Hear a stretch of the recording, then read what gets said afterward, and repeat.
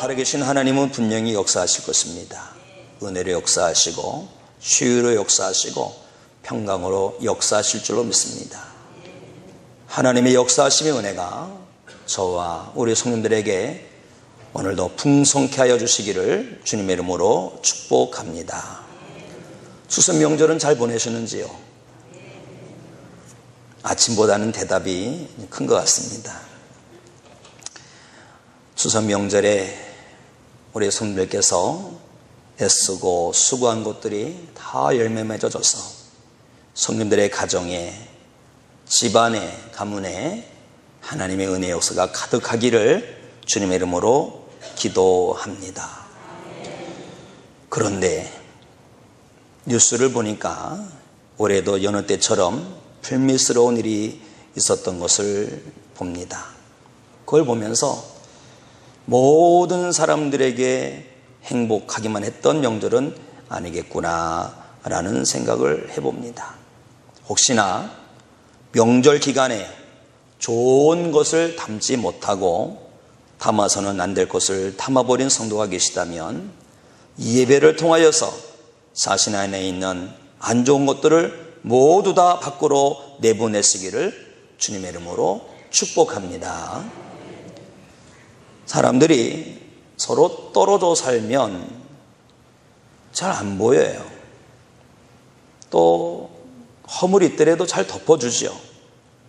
그러나 떨어져 살던 사람들이 함께 모이면 안 보이던 것들이 왜 그렇게 잘 보이는지 모릅니다.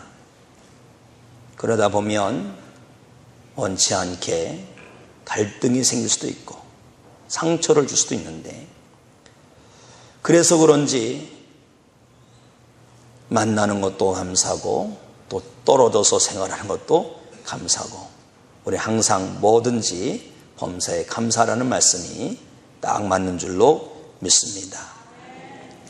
특별히 이번 명절에 우리 성님들 중에는 말씀을 붙들고 화평하게 하는 사명, 섬김의 사명을 감당하시는 성님들이 계실 텐데, 그 가정에는 더욱더 크신 은혜가 있으시기를 예수님의 이름으로 축복합니다.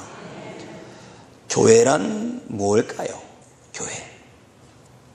교회란 무엇인가를 제가 이 주보에 칼럼란에 교리와 장정에서 어떻게 읽었는가라는 것을 기록해 놓았습니다.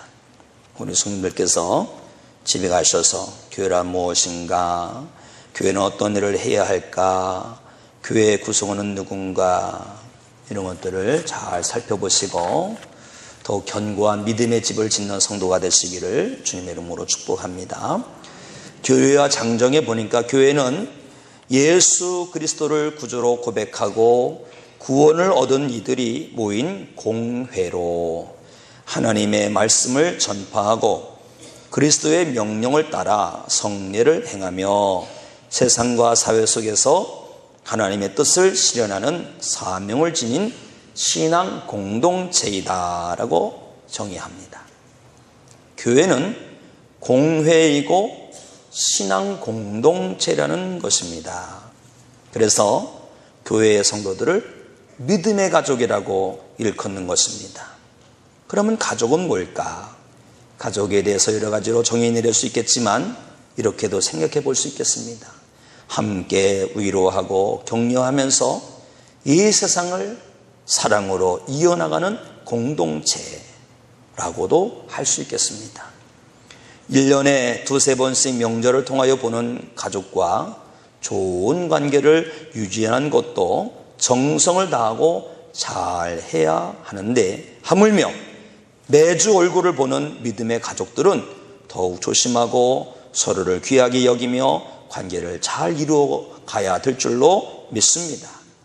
아주 가끔씩 볼 때는 좋은 점이 참 많아 보이지만 자주 보면 의외로 부족한 점을 잘 발견할 수가 있습니다. 그래서 그런지 요즘 젊은이들은 연애는 해도 결혼은 안 하는 것을 보게 됩니다. 아무리 인고 부부 같은 사이라고 할지라도 같이 살아보면 그 완성은 오래지 않아서 산산이 부서지는 파도 같을 것입니다. 우리가 이제 친구들끼리 만나면 그런 얘기를 하죠. 누구는 엄마는 좋겠습니다. 왜냐하면 그렇게 누구 아빠가 그렇게 잘해주니까. 이렇게 막 칭찬을 하면 돌아오는 비수와 같은 말 한마디가 있죠. 데려다가 살아봐. 그 한마디에 다 있는 것입니다. 사람이 좀 떨어져서 보면요, 멋있어 보이고 예뻐 보여요. 한 번은요, 어느 분이 저한테 그러시더라고요. 목사님, 강대상에 서 계실 때는 그렇게 폰하고 참 이렇게 좋아 보이시더니 가까이서 보니까 얼굴에 이렇게 뭐가 이렇게 많이 나셨습니까? 그래서 앞으로 좀 떨어져서 보시기 바랍니다 라고 했습니다. 그렇다고 또 확인 들어오시지 마시고, 우리가 교회에 와서 예배를 드리는 것으로만 신앙생활을 다 한다고 생각하는 분은 안 계실 것입니다. 우리는 분명 예배를 가장 귀하게 여겨야 합니다. 그러나 그것으로만 멈추는 것이 아니라 신앙 공동체를 이루어야 하는 것입니다. 신앙 공동체를 이루어 예배를 드리고 서로 사랑하고 서로 협력하고 서로 위로하고 격려하며 주님 오실 때까지 깨어 있어야 하는 것입니다. 그렇기 때문에 건강한 믿음의 성도가 되기 위해서는 교회에 뿌리를 내리는 성도가 되어야 하는 것입니다. 나무를 심어 보셨습니까? 화초를 심어 보셨나요? 나무나 화초를 심을 때는요, 뿌리를 깊이 잘 심어야지 됩니다. 바쁘다고 힘들다고 그냥 붕 뜨게 심어버리면 그 나무나 화초는요, 금방 말라 죽고 마는 것입니다. 오늘 예배드리는 성님들은 겉도는 성도가 아니라 대장신앙 공동체의 믿음의 뿌리를 내리는 성도가 되시기를 주님의 이름으로 말씀드립니다. 그런데 멀리서 있을 때는 잘 안 보이는 것이, 뿌리가 내리기 위해서 힘을 내서 가까이 다가가고 함께 어떤 일을 하려고 하면 이상하게도 상대방의 부족한 것이 어찌 그리 잘 보이는지 모르겠습니다. 정말 믿음 좋은 분이겠구나 라고 가까이 다가가 보니까 믿음은 오간데 없고 세상적인 것을만 가득한 것을 보게 됩니다. 사랑이 풍성한 분인 줄 알았더니 가까이 다가가 보니까 사랑 대신 분노감이 가득해요. 그런데 우리가 그런 마음이 들 때는 나쁜 마음을 갖지 마시고 어떤 걸 생각해야 좋으냐면, 아무의 성도님께서 저런 부족함이 있네 라는 것이 아니라, 내가 깊이 주님께 뿌리를 내리고 있구나, 교회에 뿌리를 내리고 있구나, 내가 서로 가까워지고 있구나 라는 것을 깨닫고 뒤로 물러서는 것이 아니라 더욱 믿음의 힘을 내는 성도가 되어야 될 줄로 믿습니다. 정말 지혜롭게 사는 성도는요, 자기와 가까이 계신 분을 귀하게 여기는 성도인 것입니다. 그런 말이 있습니다. 가장 귀한 때가 언제냐? 지금이라는 것이죠. 가장 소중한 일이 무슨 일이냐? 지금 하고 있는 일이랍니다. 가장 귀한 사람이 누구냐? 지금 함께 있는 사람이 가장 귀한 사람이다 라는 말이 있습니다. 지금 잘해야지 다음에 잘한다는 것은 불성실한 약속이고, 또 다음은 없는 것이지요. 지금 잘해야 합니다. 지금 하고 있는 일도 열심히 해야 됩니다. 그래야지 다른 일을 잘할 수도 있는 것이지요. 지금 함께 있는 분을 또한 우리가 잘해야 됩니다. 먼 곳에 있는 사람만 소중하게 여기면 그분은 분명 외톨이가 될 수밖에 없을 것입니다. 가까운 신앙 공동체 성도일수록 우리는 서로 잘해야 되는데 어떻게 해야 될까요? 그렇습니다. 예수님의 말씀을 붙들고 자라는 성도가 되어야 될 줄로 믿습니다. 오늘 본문에서 주시는 예수님의 말씀이 무엇입니까? 비판하지 말라. 비판하지 말라. 여기서 비판이라는 것은 헬라어로 크리네인이라는 뜻입니다. 크리네인이라는 말이에요. 이것은 판단, 심판, 정죄를 의미합니다. 그래서 비판하지 말라는 말씀은 판단하지 말라, 심판하지 말라, 정죄하지 말라라는 것이에요. 사도 바울은 증거하죠. 다만 나를 심판하신 이는 주시니라. 고린도전서 4장 4절. 심판하실 분은 예수님만이시라는 거예요. 우리가 어떤 사람을 볼 때에 심판하고 정죄하는 것은 예수님을 자리에서 끌어내버리고 예수님의 자리를 자기가 차지하는 거랑 같은 것입니다. 요한복음 8장에 보면 음행 중에 잡힌 여인이 나옵니다. 예수님께서 성전에서 말씀을 가르칠 때였어요. 그때 바리새인들이 음행 중에 있는 한 여인을 잡아다가 예수님 앞에 세웁니다. 예수여, 모세는 이러한 사람을 갖다 돌로 쳐 죽이라 그랬는데 어떻게 해야 되겠습니까? 예수님이 무슨 말씀을 하시든지 다 예수님을 걸려 넘어가게끔 하는 질문입니다. 왜냐하면 예수님은 사랑을 말씀하시는데 돌로 쳐 죽여야 된다면 그 사랑이 어찌 되겠습니까? 가짜 말씀이죠. 그렇다고 예수님 율법을 완성하러 오신 분인데 율법을 갖다가 지키지 않으면 또 예수님의 말씀이, 예수님의 가르침이 헛되게 되는 것입니다. 그럴 때 예수님께서는 땅에다가 무엇인가를 쓰셨어요. 무엇인가를 쓰시고 말씀하십니다. 너희 중에 죄 없는 자가 먼저 돌을 들어 치라. 너희 중에 죄 없는 자가 먼저 돌로 치라. 예수님께서는 이 말씀하시고 다시 땅에다가 무엇인가를 적습니다. 그러자 그때 돌을 들고 막 그 여인에게 던져버리려고 했던 사람들이 양심의 가책을 느끼고 한 사람 두 사람 떠나갔습니다. 나중에는 그 여인과 예수님만 남습니다. 예수님 묻습니다. 여자여, 너를 고발하던 그들이 어디 있느냐? 너를 정죄하는 자가 어디 있느냐? 묻습니다. 주여 없나이다.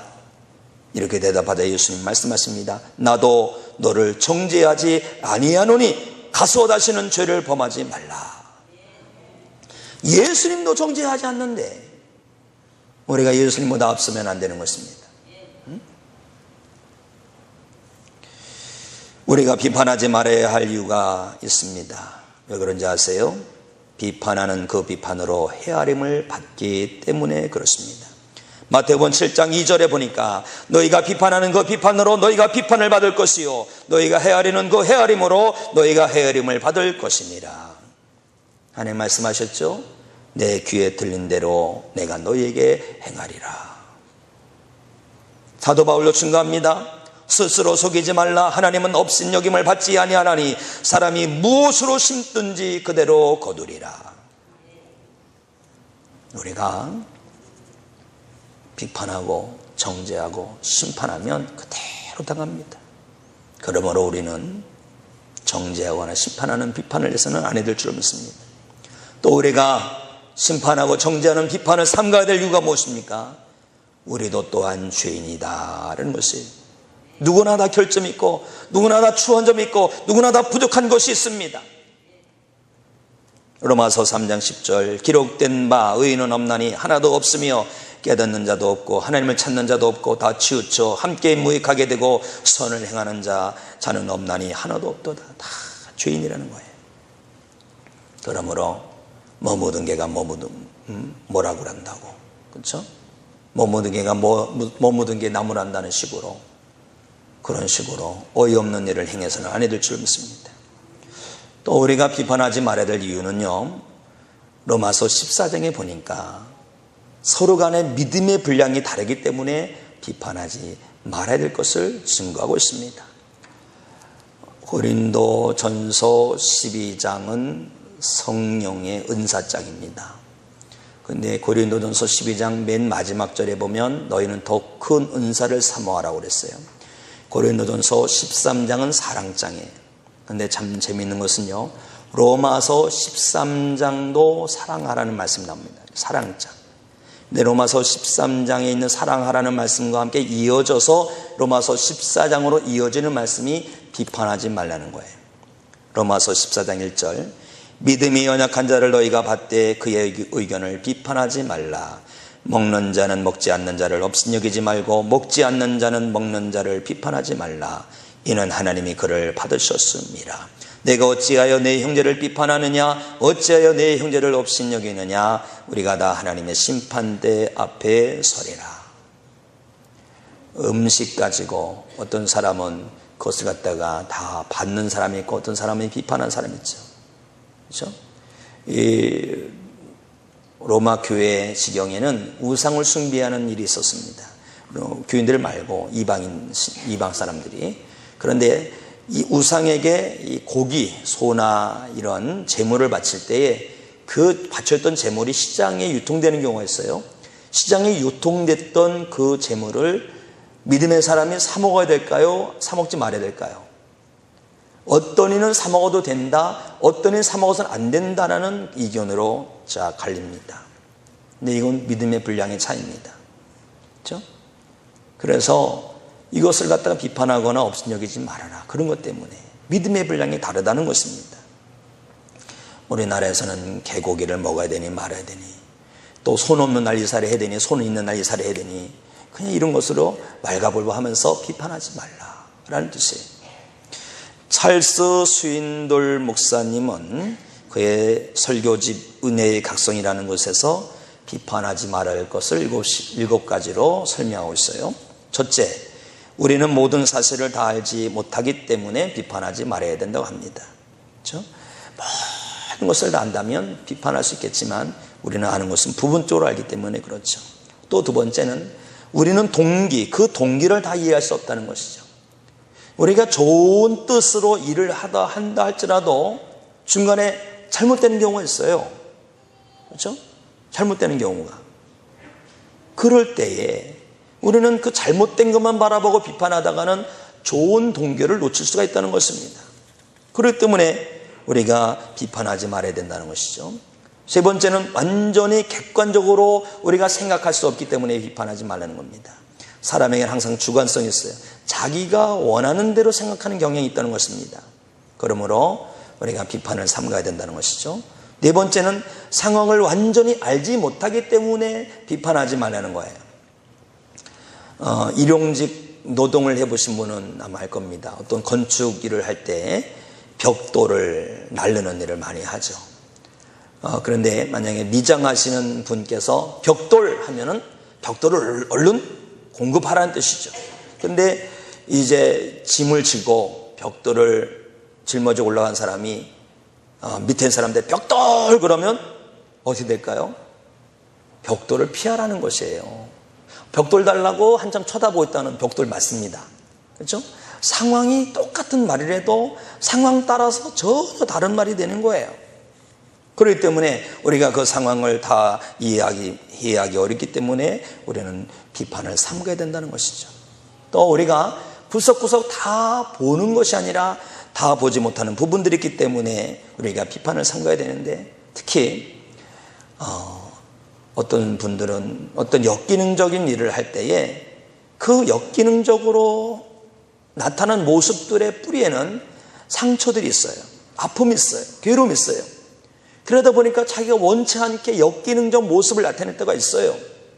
그런데 이걸 모르고 밖으로 드러난 것들만 보고서 비판하다가는 그 사람에게 더 큰 상처를 줄 수 있습니다. 그렇기 때문에 우리는 비판을 삼가해야 되는 것입니다. 또 우리는 편견이 있기 때문에 우리가 좀 투명하게 보기 어려운 면이 있기 때문에 우리는 비판을 삼가야 된다는 것이고, 마지막으로 7번째는 우리 자신은 불완전하여 일관성이 없기 때문에 우리는 비판을 삼가라는 것이죠. 일관성 참 중요한 겁니다. 저는 그 전에 부모 교육으로 가르친 적도 있었는데, 좋은 부모가 되는 것은 자녀들에게 일관성 있게 양육 태도를 갖는 것이 중요하죠. 어떤 아버지가 정신이 멀쩡하게 들어오면 아이들을 잡습니다. 숙제 다 했니? 씻었니? 방 정리했니? 이런 막 잡아요. 근데 약주가 얼큰하게 이제 취하고 들어오면 다 오케이죠. 뭐 용돈도 막 줍니다. 그러다 보면 아이들이 어떻게 될까요? 아버지가 저쪽에서 오는데 비틀거리면서 들어오면 야, 그날 행제한 날이다 이거죠. 근데 아버지가 멀쩡하게 막 오면은 그날 긴장을 합니다. 그런 식으로 하다 보면요, 아이들이 눈치 보는 아이가 돼요. 집에서만 눈치 보는 게 아니라 밖에서도 눈치 보는 사람이 됩니다. 평생 그렇게 살아가는 거예요. 그렇죠? 근데 우리는 사실 연약해서 일관성이 참 부족해요. 그렇기 때문에 우리가 비판하는 것을 삼가야 된다는 것이죠. 그러면 우리가 비판하지 않으려면 어떻게 될까요? 무엇보다도 자기 자신에게 엄격해야 됩니다. 자기 자신에게 엄격하라. 어느 글에 보니까 이런 글이 있습니다. 어떤 사람이 일을 하다가 다 끝내지 못했어요. 그러면 그 사람은 게으르기 때문에 다 끝내지 못했답니다. 그러나 자기가 일을 하다가 다 끝내지 못하면 일이 너무 많고 바빠서 다 일을 못 끝냈다는 것입니다. 또 어떤 사람이 다른 사람이 또 다른 사람한테 뭐라고 얘기를 하면 그 사람은 수다쟁이라고 하는데, 자기가 만약에 그 사람에 대해서 얘기를 하면 자기는 건설적인 비판 능력이 있다고 얘기를 합니다. 또 어떤 사람이 자기 뜻을 갖다가 아주 강력하게 주장을 하면 고집쟁이라고 하는데, 자기가 자기 주장을 하면은 그 사람은 개성이 뚜렷하다, 이런 식으로 얘기를 한답니다. 또 누군가가 말을 걸어도 대꾸하지 않으면 콧대가 높다라고 얘기를 하는데, 누군가가 자기에게 말을 걸었을 때 거기에 반응하지 않으면 자기는 그때 무엇인가 아주 복잡하고 아주 심각한 일을 하기 때문에 그랬다라고 얘기를 한답니다. 또 누군가에게 어떤 사람이 다른 사람에게 친절을 하면 그 친절을 위해서 어떤 이득을 위해서 친절하게 한다라고 얘기를 하지만, 자기가 다른 사람에게 친절을 대하면 성격이 좋아서 친절했다고 말을 한다는 거예요. 이런 식으로 자기에게는 너무 관대하고 다른 사람에게 너무 엄격한 것, 이것이 바뀌어야 되지 않겠습니까? 어떤 사람이 이렇게도 얘기를 하죠. 어떤 남자가 이 여자 저 여자를 만나면 자기 자신한테는 자기가 만약에 그렇다면 능력 있다, 이거 능력. 그런데 다른 사람이 이 여자 저 여자 만나고 다니면 바람꾼이라고 하죠. 자기가 누군가를 만나서 연애를 해요. 그러면 로맨스, 낭만이에요.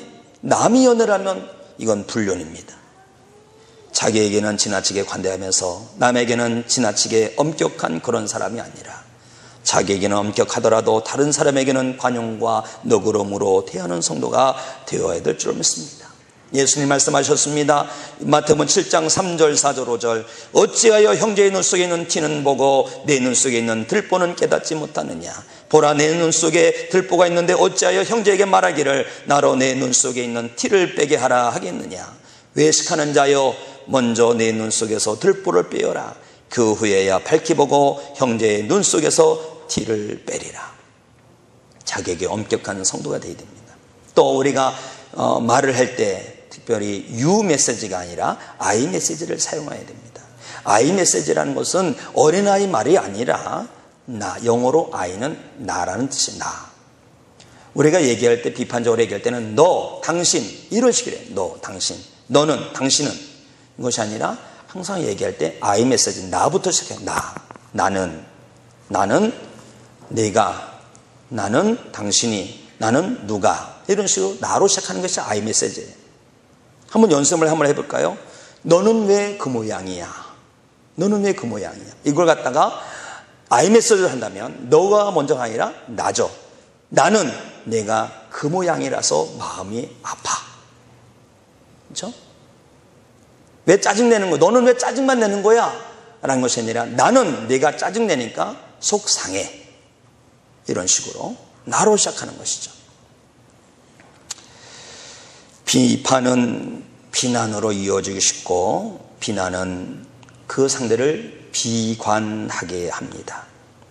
상대가 잘 되기를 바라는 마음으로 지적해 주는 것 정말로 귀하지만, 만약 상대가 그 지적을 받을 정도로 성숙하지 못했다면 그 지적은요, 상대로 하여금 힘을 잃게 하고 맥을 잃게 하고 동기를 잃게 하는 것을 기억하시기 바랍니다. 예수님 말씀하셨습니다. 마태복음 18장 6절 누구든지 나를 믿는 이 작은 자 중 하나를 실족하게 하면 차라리 연자맷돌이 그 목에 달려서 깊은 바다에 빠뜨려지는 것이 나으리라. 실족하게 하는 일들이 있음으로 말미암아 세상에 화가 있도다. 실족하게 하는 일이 없을 수는 없으나 실족하게 하는 그 사람에게는 화가 있도다. 사랑하는 성도님들이시여, 믿음의 사람으로서 이제는 비판 대신 격려를, 비판 대신 위로를, 비판 대신 힘을 비판 대신 세워짐을, 비판 대신 사랑의 역사를 이루는 성도님들이 되시기를 예수님의 이름으로 축원합니다.